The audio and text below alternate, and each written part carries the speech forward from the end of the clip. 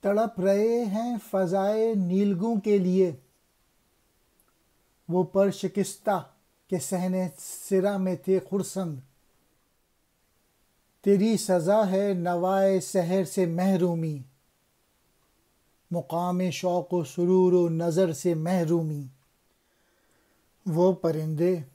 جو گھروں کے صحنوں میں خوش تھے ٹوٹے ہوئے پروں کے باوجود، اب وہ آسمان کی نیلی فضاؤں میں اڑنے کے لیے بے تاب ہیں۔ میسج یہ ہے کہ اقبال کی شاعری نے جو ہاتھ پاؤں توڑ کر گھر بیٹھے ہوئے تھے، جو کہ قناعت کر رہے تھے، وہ بھی غلامی کی زنجیریں توڑ کے، جو کمزور لوگ تھے وہ بھی اب عمل کرنے لگے ہیں۔ اور آخری شعر کا میسج یہ ہے، اقبال کہہ رہے ہیں چونکہ تو نے غلام قوم میں جذبے بلند کر دیے اور تو نے ان میں کمزور لوگوں کو جگا دیا، تو اس کی سزا تجھے ملے گی۔ اور تیری سزا جو دیں گے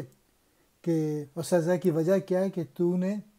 یہ جو غلام قوم تھی، کمزور لوگ تھے، ان کو اٹھایا ہے اپنی پوئٹری کے ذریعے۔ اور تیری سزا یہ ہے کہ اب تو صبح کے نغموں سے محروم کر دیا جائے، یعنی پوئٹری نہ لکھ سکے تاکہ لوگ بیدار نہ ہو سکیں۔